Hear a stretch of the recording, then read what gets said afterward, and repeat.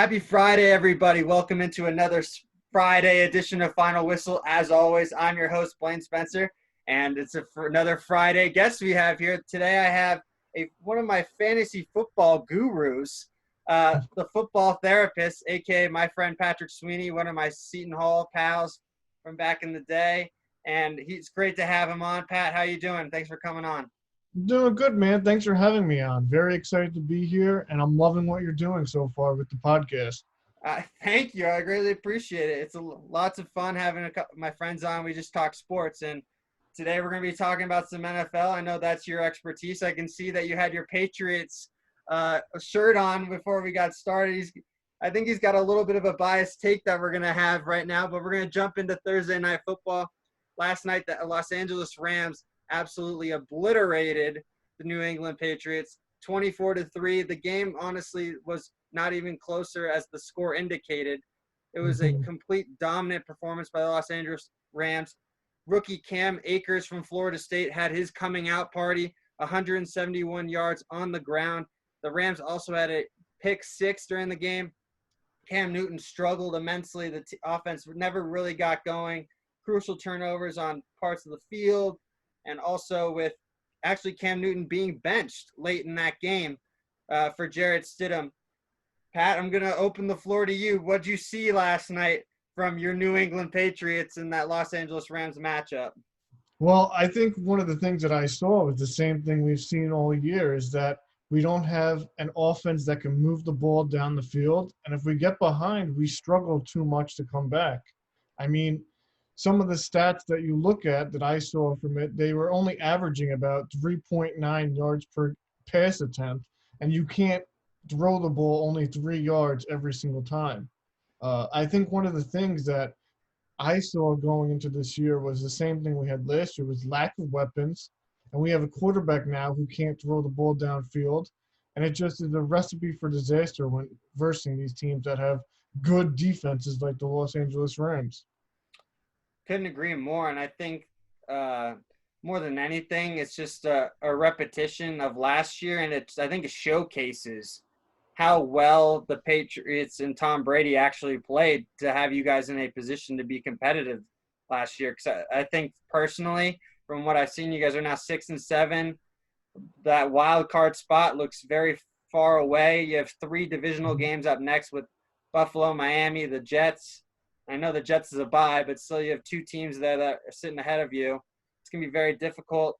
I know Bill Belichick came out and said Cam Newton's my quarterback, and I think he has to, because I think Cam Newton is the best option for them to win with his multi-assets and being able to run and pass. I mean, his passing ability has never been good throughout his career.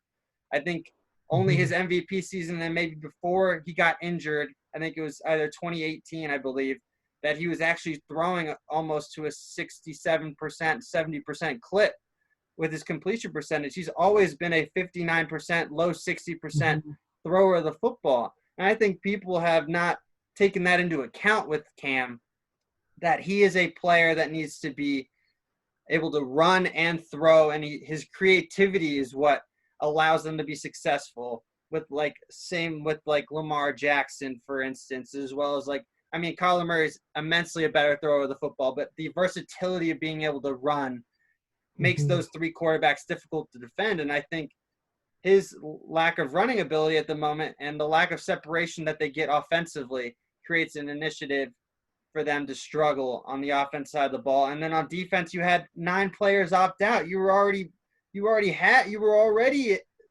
in a very difficult spot. So, yeah, defensively, one of the things that I noticed with the Patriots is we cannot get off blocks up front, and if there is a good rushing team, we struggle. Our pass defense played well. I mean, I know that the Rams had a passing touchdown to Cooper Kupp, but statistically, we held Goff for most of the game. It's just where we struggle is when teams are able to pound the rock, and it's been time and time again, dating back to that Tennessee Titans victory where Derrick Henry almost had 200 yards. We just can't stop good rush offenses, and we can't solely rely on our pass defense. And that's really what killed us defensively last night. Absolutely. And on the Rams side, they looked like a team that was on a vengeance from that Super Bowl loss that took place a Hmm. couple of years ago. They played with a certain style, competitiveness, and they just took it to the New England Patriots. They let out all that rage from that Super Bowl loss, it looked Yeah. like, and let it out on them as a little payback. And I think, I mean, Sean McVay, he just knows how to handle Jared Goff correctly. You don't Hmm. have to, he doesn't have to throw the ball too much. Use the motion, use the play action, and you just, I wouldn't say almost like managing Jared Goff. Actually, managing kind of sounds like the correct word. I don't see Jared Goff as a game manager, but I think Sean McVay manages Jared Goff in a way for him to be successful and for the LA Rams to be successful. And I think right now the LA Rams have to be within those top 3 teams in the NFC to be able to take that NFC crown and play in the Super Bowl. What do you think? I honestly agree exactly with what you said. I think a lot of people can't put it in that terms, but I think you described it correctly. Sean McVay manages Jared Goff. We saw in the game yesterday, the Rams, they got up a little bit early. Then Jared Goff had that bad pass where he threw it behind Robert Woods, and the defender was able to intercept him. And then after that game, they didn't really throw as much as they were in those early stages. They kind of leaned on the run, they leaned on their defense, and they were able to really take control of that game after that pick six with the Rams when we were driving. But I think definitely moving forward, if Jared Goff can limit his mistakes, if they could limit the pressure that they get on Jared Goff, if the offensive line can stand up, and if the defense can continue doing what they're doing, pass rush, limit big plays, this Rams team definitely has a chance to make it to the Super Bowl. Without a doubt. And that this Rams defense is absolutely dominant at the moment.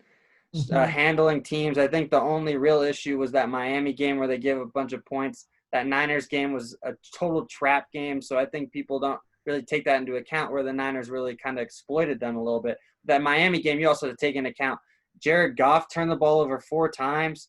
They had a special teams touchdown for Miami. That wasn't all on the Rams defense. They held them in check, relatively speaking.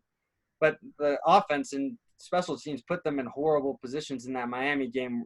And I think the points per game really was really like almost an outlier there in that Yeah, retrospect. And I and you think, have to. Oh, go sorry. ahead. No, go You have ahead. to remember, Brian Flores was our defensive coach when he limited the Rams in that Super Bowl. So he already had a Mm-hmm. general knowledge of that offense and the scheme and tendencies that could work against Jared Goff. Yeah, without a doubt. Brian Flores is doing a great job in Miami. I mean, that just hats off to him. But again, back to the Rams, real contenders, and they've got a great chance to be that NFC representative.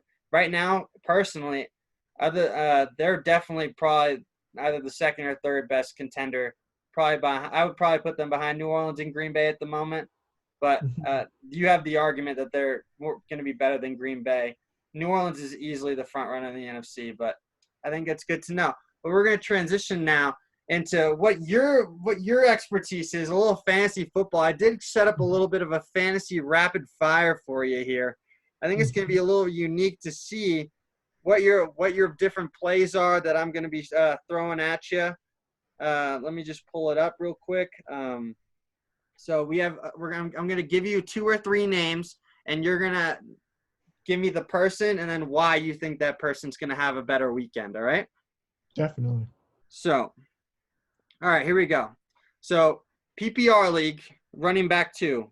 You either have Naheem Hines, Devontae Booker, and James White. Who you taking? Well, I personally would take Naheem Hines. I think going against the Raiders, he's going to have to pass a little bit this Colts offense. He's been very good getting his touches. He averages around 10 to 15 touches per game. Most of them are targets. He's mostly used in the passing game, where Jonathan Taylor gets more of the rushing attempts.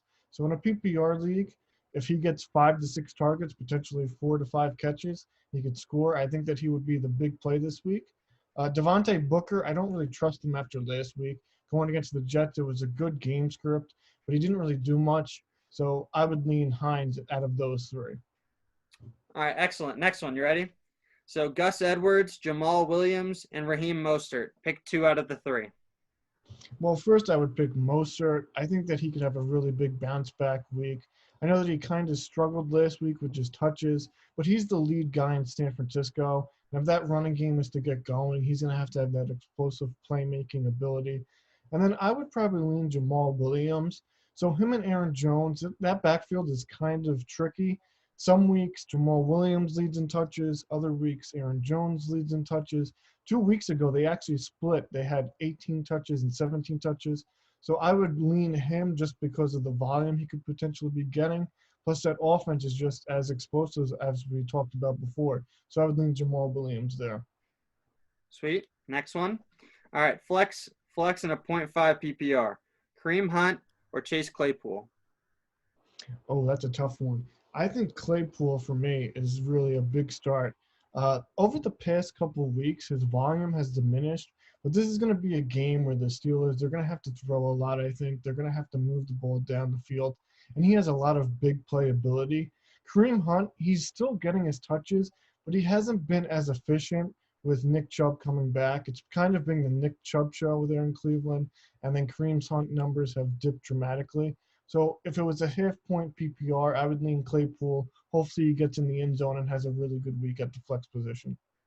Okay, and my last one I have for you, it's a running back, RB2, Mm-hmm. and from what I've got from the guy is really depleted on the running back. So he's got Le'Veon Bell, Duke Johnson, or I'm trying to think, Devin Singletary. Sorry, those three. So Little rough, but yeah, it's a little rough. Le'Veon Bell, I can't trust just because the volume really isn't there. Clyde Edwards-Helaire, if he's healthy, he's the guy.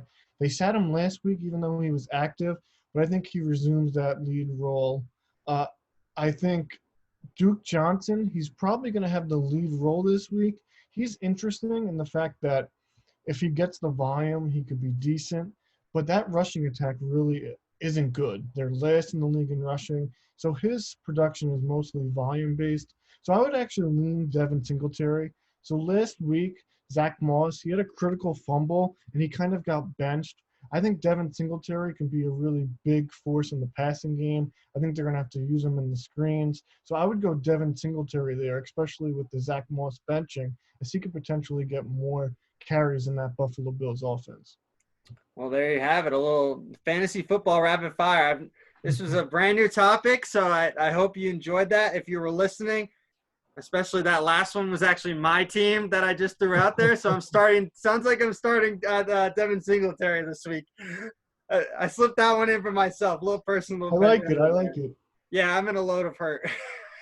Yeah, it's tough this year with the running back position because there were so many injuries. A lot of guys haven't really producing there at the top. But, yeah, hopefully Devin Singletary comes out firing because I may be playing him in a league or two this week as well. Yeah, right. Well, so that's our little segment there, fantasy football, rapid fire with the football therapist. Now we're going to transition into what have been our biggest NFL takeaways so far this season. And for me, it's the fool's gold that is the Las Vegas Raiders. They have really just been they're lightning in a bottle one week against the Kansas City Chiefs, and I've jumped on the bandwagon. I thought they were going to be the team that was going to be the toughest out for them. And then they barely squeaked by the Jets where they should have lost if Greg Williams doesn't go cover zero. But, I mean, the secondary didn't cover him on the 2 plays before that. So they probably would have lost either way. And then they got bludgeoned the week before. I can't remember who they played off the top of my head. It was not a quality opponent, though. But the fool's gold, it is the Las Vegas Raiders. I mean, John Gruden, I love you, man. You're a great coach, and you really know the game of football. But I think your team is starting to really willow out and show their true identity that you're not going to actually make the playoffs like I thought you would be. So I think the Las Vegas Raiders are actually going to look out on the outside looking in, and they have been real fool's gold for me. That's my first takeaway. Pat, what do you got? So one of the things I was really looking at this season is these young quarterbacks. And I think that this league is really gearing towards those young quarterbacks, especially this year. Justin Herbert, he's having a terrific rookie season. Joe Burrow, before he got hurt, was having a really good season. Tua's been looking good. Kyler Murray, he's had his moments of greatness. I think this league is really transitioning into that younger wave of quarterbacks overtaking most of these older guys. And I think especially the topic we're going to be talking about a little bit later with the draft class coming up, it's going to be interesting to see how these guys continue to have success over the next few years, especially like a guy like Josh Allen. This is year 3. I think he's taking a huge step forward. So the development of the younger guys is really coming on sooner than later for these rookies and these younger guys. Absolutely. I couldn't agree more. I think you've really seen these young quarterbacks really take on the challenge of the NFL. Like Herbert, you didn't think he was going to probably play at all this season. And then Tyrod Taylor has that huge, unfortunate accident that went on with his shot and ended up collapsing his lung. And now he really has just taken over the LA Chargers and taken over that team. And you have Tua, who's been a little bit more of a game manager, but he took on the challenge of his LA Rams being his first career start and keeping Miami in a winning ways right now to have a chance to sneak into the playoffs, as well as you have Joe Burrow, who was an absolute stud for Cincinnati until his unfortunate injury. He was playing lights out. And then you can't even account for the other young quarterbacks. Lamar Jackson's still extremely young. Kyler Murray's extremely young. You're seeing a lot of teams really build around their quarterbacks, unlike any other. You're seeing them actually take in the quarterback skill sets and really applying them, which I really love here, especially I think Baltimore's kind of shied away from that recently, in my opinion. So I think that's my next takeaway is that Baltimore really just needs to let Lamar Jackson loose. He is not going to be we talked about this earlier with Cam Newton. He's not going to be a quarterback that drops back 30 times a game and throws the ball over the yard. That's not him. And I found there was a statistic that was released the other day. I believe he's 17-0 when he throws the ball 25 times or less. Hello, run the ball and let Lamar Jackson be an athlete that we know he is. He is the most dynamic player on the field at all times. You've seen him make people look absolutely silly, and they become memes within minutes. So that's my next thing. The offensive coordinator for Baltimore. Greg Roman. That's who it is. Thank you. Came to me. Greg Roman, let Lamar Jackson eat. That's for the rest of the season. That's my biggest takeaway so far. You've hindered him to be the person that he is. Let him be great and let him be the Heisman Trophy winner and the MVP that he is. All right? That's my next it's not much of it. My takeaway is that Greg Marone has restricted Lamar Jackson. That's my biggest takeaway. But I'm just yelling at Greg Roman. Let him be him. A little bit of a rant. I hear you right now. No, I definitely agree with you with that. One of the next ones that I had is that we were talking about the NFC before, and I had this written down. The New York Giants, to me, are one of the more dangerous teams potentially in the playoffs. Now, I know people are going to hate on this, but if you look at the way that they play, they lean on that run game. They lean on their defense. Their defense has been extraordinary. They beat Seattle on the road. Now, I know Seattle may have had a bad game, but they beat Seattle on the road. Earlier in the year, they came close with the LA Rams. They were highly competitive in that game on the road. And then they almost beat Tampa Bay at home in that Monday night game where they had that pass interference call. People were upset. Those are 3 teams that are fighting potentially for that 5th wild card spot. If the Giants get into the playoffs and they are at home and that defense is healthy, Daniel Jones is healthy, potentially they could squeak in an upset and then anything can happen from there. I fully believe that this playoffs is going to be really interesting with no fans. There's no home field advantage. Obviously, the Chiefs are the team to beat, but if one of these teams can get hot in this NFC East, especially the Giants with the way they play defensively, I think that they could potentially be a dangerous team in the playoffs. Absolutely. And then my last takeaway is Bruce Arians and Tom Brady is not working. Break it up, especially if you don't. You have to make the NFC Championship game now as a minimum for them to stay together. That's now the minimum. If they don't get there, one of them's going to be gone. And I'm assuming it's going to be Bruce Arians because Tom Brady's got the rings, Bruce Arians doesn't in comparison. And I know people are going to ridicule Tom Brady, as he should be. He's the one that's really put these acquisitions together. AB, Leonard Fournette, Gronk. He's the one that's brought him in and recruited him. He kind of went – Bruce Arians admittedly said he wasn't going to sign AB at the beginning of the season. So Tom Brady's kind of went above and beyond him, and Bruce Arians is holding him accountable, which is absolutely necessary. But if they don't make the NFC Championship, it's not working right now. You can tell that they're coming off a bye. We're going to see this weekend whether they figured some stuff out. But if they don't make the NFC Championship, that's going to be my takeaway. Bruce Arians and Tom Brady are not working, and they will not be together next season. Mm-hmm. That's a very good one. My last one that I have, this one kind of isn't really a takeaway, but to me, in my opinion, I think Aaron Rodgers should be the MVP of this season. I know Mahomes has the stats. I know Mahomes has looked terrific. I know Mahomes probably is going to win it. But when you look at what the Packers do and what Aaron Rodgers has done for this team, I've watched that Philadelphia game. He made many big throws that a lot of quarterbacks can't make. Time and time again this season, he has been making those big throws down the field. He's been making those dimes. And in terms of value to his team, I think he's a little bit more valuable to his team than Patrick Mahomes is to the Chiefs right now. Absolutely. I really like that one. I think Aaron Rodgers has proven that he has to be on another level for the Packers to be competitive. Yeah. And be a real contender. Kansas City has all the weapons in the world, and most of them take budget pay cuts so they can all stick together. And they haven't really had to pay that max contract now, but now you have Patrick Mahomes getting the roughly $50 million a year, something disgusting like that. Something that makes me feel extremely heartbroken about my paychecks that I bring in. But I agree there. Aaron Rodgers he should be the MVP. Will they give it to him? We'll see. I mean, I think statistically, obviously, Mahomes, you watch him, he's having probably the best season. But in terms of most valuable to their team, I think it's Aaron Rodgers to the Packers. That's just the way I interpret most valuable. Gotcha. I gotcha. It makes sense. So those are our 3 NFL takeaways that we've taken in so far. And now we're gonna transition to some little top 10 mock draft kind of stuff.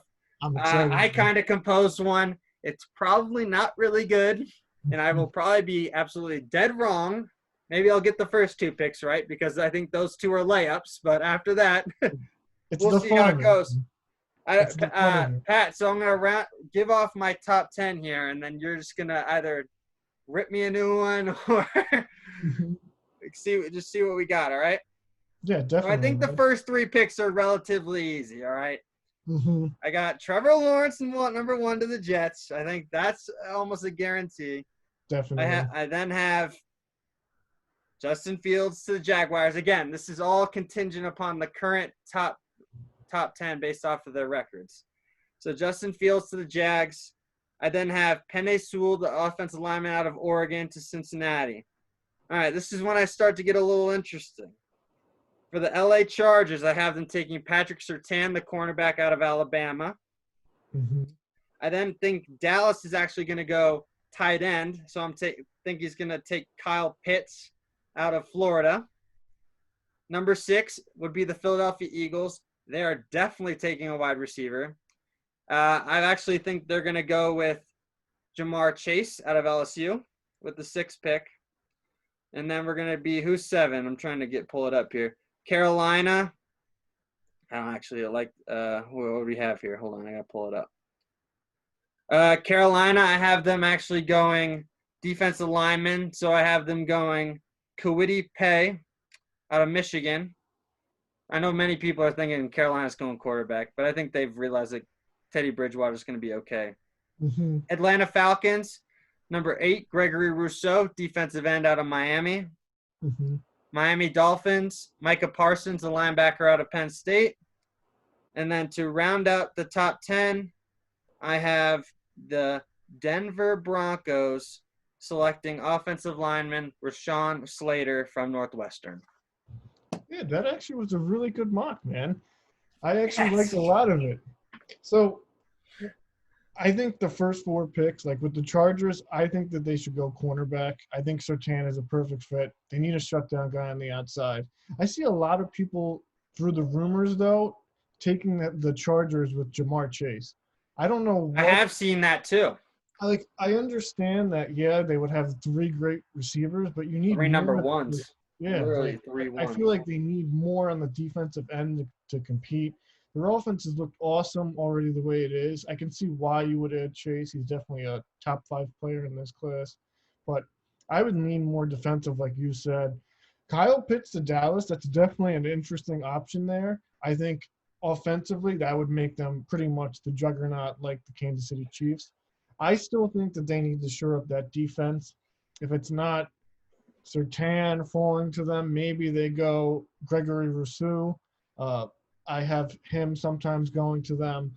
Uh, but I could see why Kyle Pitts is definitely intriguing there because Jerry loves all the flash, baby. That's why I yeah, went he's the offense. He couldn't flashy care less how quarterback. bad that defense is. He hasn't drafted defense in forever. Hmm. Definitely, man. Um, but I see why you put him there. That definitely would make sense if they went that route. And then I agree with you with Carolina that they shouldn't draft a quarterback. I've been seeing a lot of people talk about them going after a quarterback. Teddy Bridgewater has looked really good this year, and that team is missing their best offensive playmaker for pretty much the whole year in Christian McCaffrey. Don't go for the quarterback position. Continue to build around him. Potentially, if Kyle Pitts falls, that's a spot where I think Carolina could look at if they want to bring in Pitts. Or go defensive back again. Try to shore up that secondary. You always could use more secondary help. But I definitely think that going quarterback would not be the right option for Carolina. Yeah, I know a lot of them have him taking Zach Wilson out of BYU that high. I've seen a lot of mocks that have, I think they're really high on him, and I think Zach Wilson's a stud. But like, I think Carolina needs to figure out everything else first. You Mhm. put your team around Christian McCaffrey, so that's why I went. I thought they would go defense in my or D Yeah, line. definitely agree with that logic. I think the quarterbacks, though, were really interesting this year. This is one of the things I wrote down. There are probably 5 or 6 guys that I could see being taken in the first round because of what we talked about before. Teams want those young, flashy quarterbacks to help them. I mean, Trevor Lawrence and Justin Fields most likely will be 1 and 2. Zach Wilson, like you said, I think he could go potentially in that top 10. I don't know if the 1 year wonder is going to hit him. He really has come on strong this past season. He's been But hurt a I think, lot though too. I yeah, don't he's think been people have hurt. figured out that he's got a lot of injury stuff on him too. Hmm. So definitely that Trey Lance, another name that I think could be really high. Oh, you're shaking your head. I I like mean, Trey. Trey Lance, he's not have gonna play a legit football game in 2 years. Hmm. Think about that. That showcase game that he played against Central Arkansas was such a wash. That was absolutely useless in my opinion. What was Oh the yeah, point? definitely. What was the I think point? And he didn't play that well.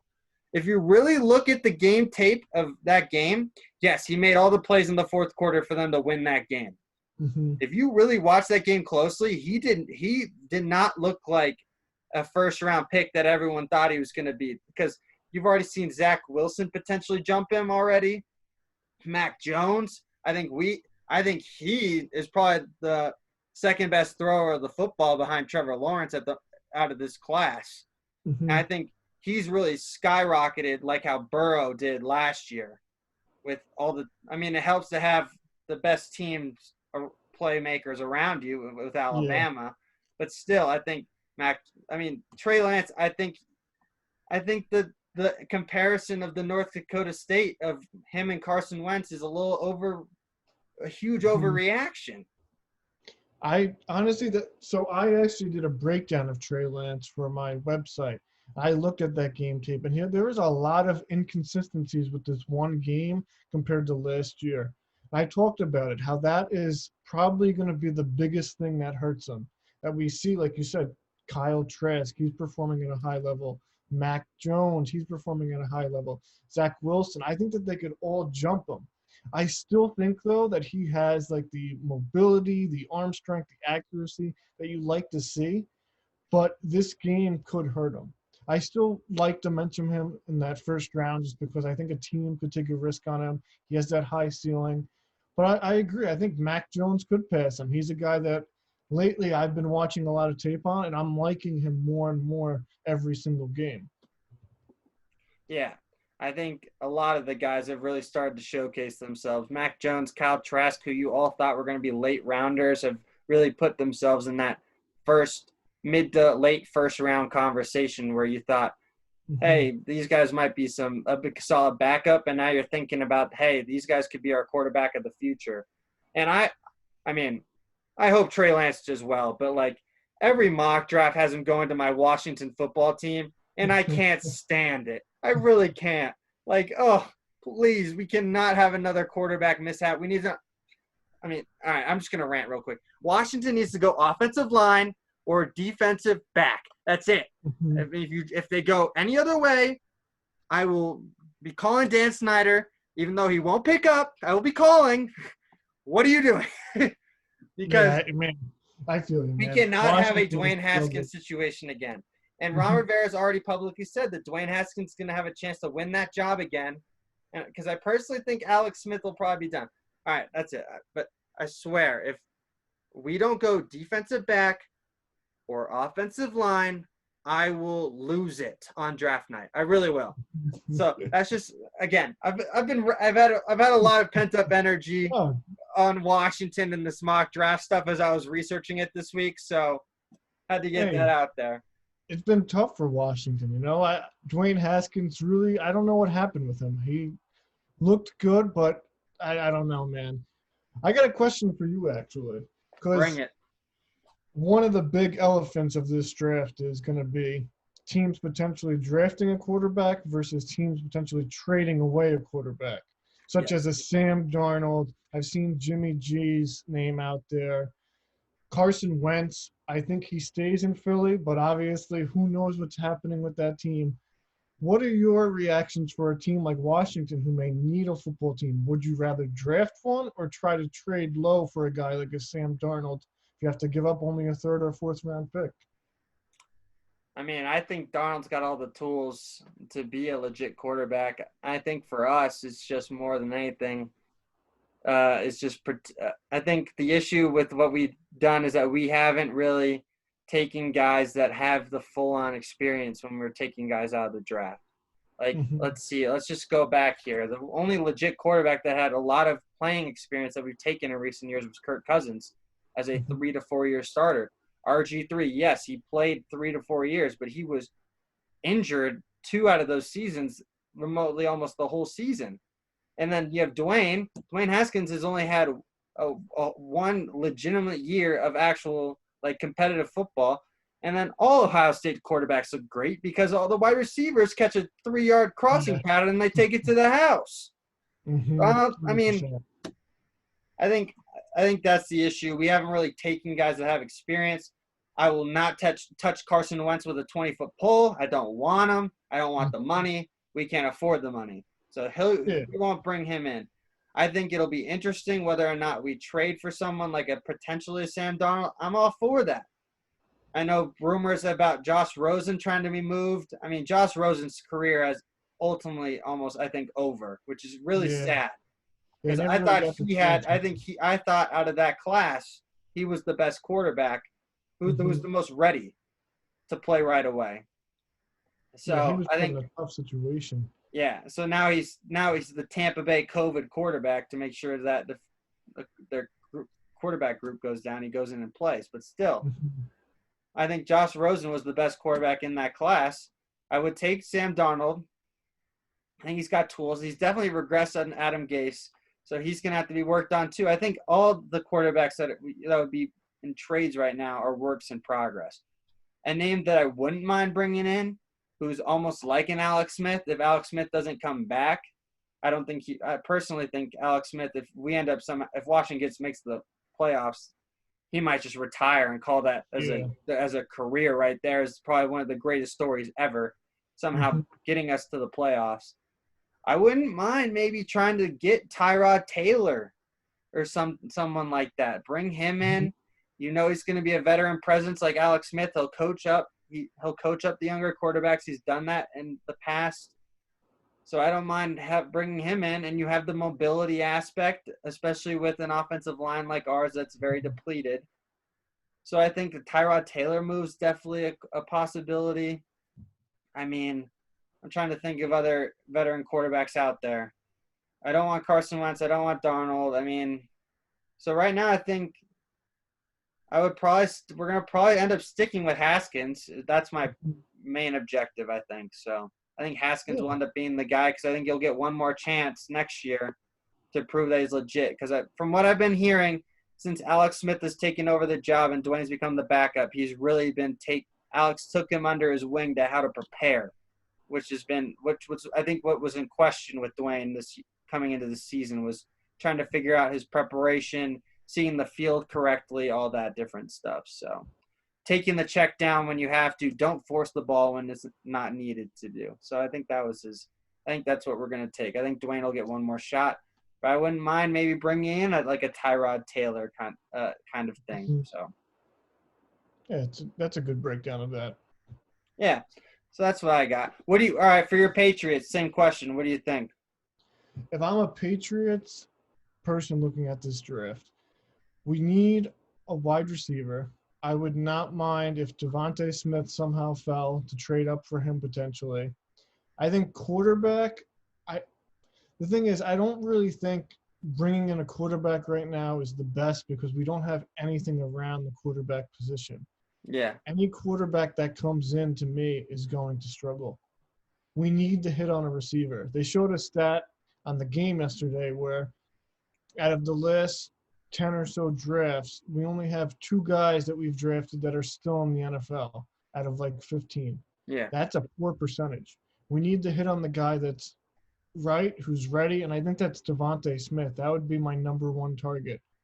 If we don't get Smith, maybe take a chance, move back a little on a Rashad Bateman. I think that he could be a true number 1 wide receiver in this league. He's a stud. I think the issue with him is that Minnesota's just stunk up the joint. Yeah. I think that if we pick around 10 to 15, it'll be a little bit high for him with, like what you said, his stock isn't really high right now. If we can trade back, recoup some assets, then potentially build up like our offensive line a little bit more. I'd like to see that built up a little bit more. But wide receiver is the position that we need and that I want to see tackled right away. Without a doubt. I couldn't agree more. You need weapons. You need a lot of skill players at the moment. All right, so now we're transitioning to our final segment of the day. It's my Friday edition of Lock It In, all right? You guys know how this works. I give you my top 3 college football picks and my top 3 NFL picks for the weekend. I know Pat has his own picks that he's going to share as well. So I'm going to start it off, and we'll bounce back and forth and go from there. So first off, I have Colorado -2.5 versus Utah. The Colorado Buffaloes, ranked for the first time this season, depending on the polls, 20 or 21st. They're a legitimate chance if USC slips up this weekend to be the representatives in the Pac-12 South, and Colorado was picked by many people to be in the bottom of the barrel in the Pac-12 this year. They've been really impressive. From Utah, extreme inconsistency. They've blown a couple of games where they've had leads, especially the Washington game where they were up 21-0, lost that game 24-21. So I like Colorado there, -2.5. That is my first lock. Go ahead, Pat. That was actually my first lock. So love it. We love it when we're on the same You really page. covered pretty much everything. And I think, like you said, the big reason why I am on the Colorado is because if they win this, they have a real chance to get to the Pac-12 championship. It's a good rivalry game. I think that the spread they could cover. I think they will win by at least a field goal. So Absolutely. I'm going with Buffalo. Love it. The Buffs. The Buffs. Go Buffs. Next one. I have Wake Forest +1 versus Louisville. This is a Louisville team that's been extremely inconsistent, can't really play much defense, and this is a Wake Forest offense that can score in bunches. And on occasions, they put up 40-plus points on multiple games this season. You've seen the growth of the Wake Forest quarterback, Sam Hartman. You've seen him be able to throw the ball down the field. You've been able to see exploit defenses. And I just remember that North Carolina game where it was like 59-52. The game was absolutely ridiculous. So Wake Forest is somehow an underdog here. I don't understand that. Take the Wake Forest Demon Deacons.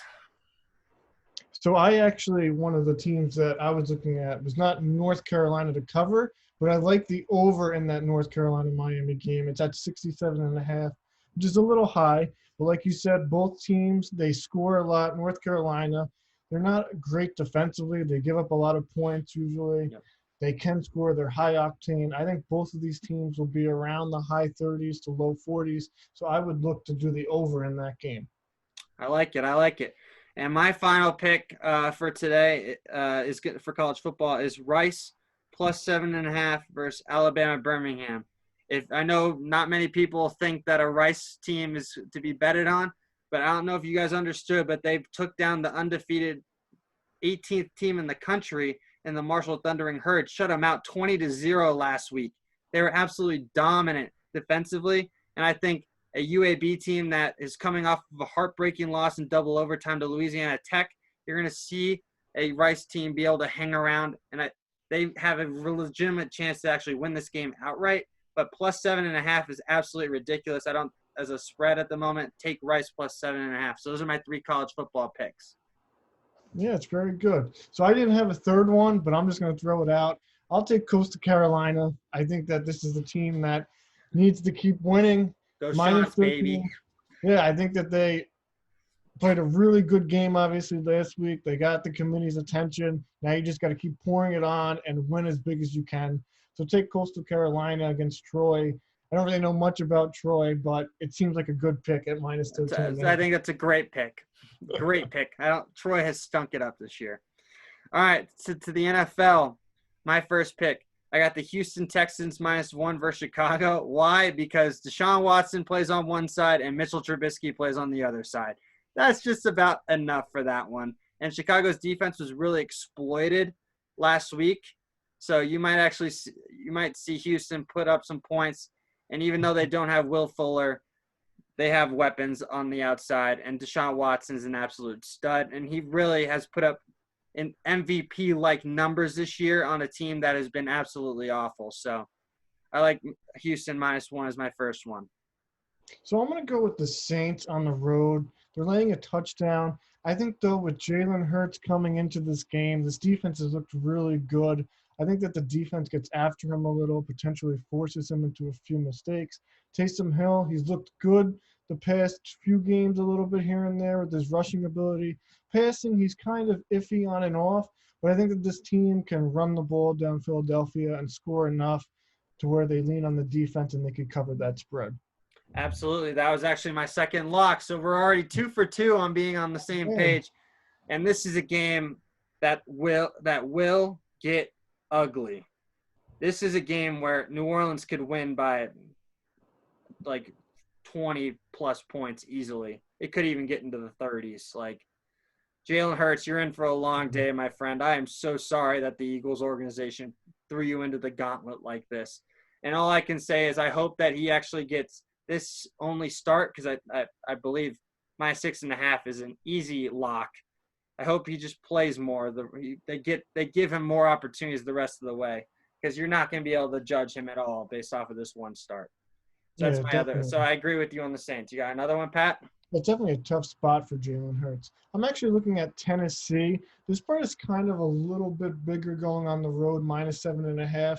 But coming off of that brutal first half performance last week, they're going against Jacksonville. They give up a lot of yards through the air. I think Tannehill can have a really good day passing. I think they lean on Derrick Henry. I think that they need this game to really make a statement to stay in the AFC. I think that they could win by at least 10 to 14 points in this game. Yeah, not a bad look. But you also have to factor in Jacksonville has covered their last 3 games, so you have to factor that in as well. I like the pick. I would definitely, if I had to choose, I would have went Tennessee. But just Jacksonville's sneaky, and yet they've got a stud in James Robinson out there, and the running back. Big time. And then absolutely. My final pick is Atlanta -2.5 versus the LA Chargers. Yes, there was news that Julio will not play this weekend. But so that means you better pick up Calvin Ridley and start him right away, because he's going to have a huge field day. And Pat's New England Patriots beat the Chargers 45-0. So I think the Atlanta Falcons can cover 2.5, and that Chargers defense has been really bad this year. But this game I think is going to be a very high octane game. You're going to see both quarterbacks excel, Justin Herbert and Matt Ryan. but I think Atlanta can easily cover 2.5. I think they'll win by probably a touchdown. That's my final lock. My last one, I'm going to look towards the Monday night game, but I'm going to look towards the under. It seems kind of high at 47. Both of these teams defensively, they've had really good games where they've held opponents to really good yardage and less than 10 points here and there. I think this is the type of game being on a Monday night rivalry where you're going to see that pass rush get after the quarterbacks. You're going to see the defenses really clamp down. I could see this game going that total of under 47. I like it. So those are our lock it in picks. So Pat gave you 6. I gave you 6. We agreed on 2 of them. So those are 2 definite locks to put in. Definite. And so I want to thank Pat for coming on. Again, go look out for the Football Therapist on Instagram, Twitter. He's got his own website as well where he puts out all the content for fantasy football as well as dropping breaking news that's going on. Pat, thanks for coming on to Final Whistle. Greatly appreciated. Yeah, and thank you for having me, man. This was really fun. For those who are watching, hit that subscribe button. I've been watching some of his other videos. He had a lot of good ones recently, so definitely keep following him. And I look forward to potentially doing this in the future. Definitely. We can definitely set up another time for you to come on, my man. Well, that wraps up our Friday edition of Final Whistle. Have a great weekend, everyone. Look out for another episode on Tuesday.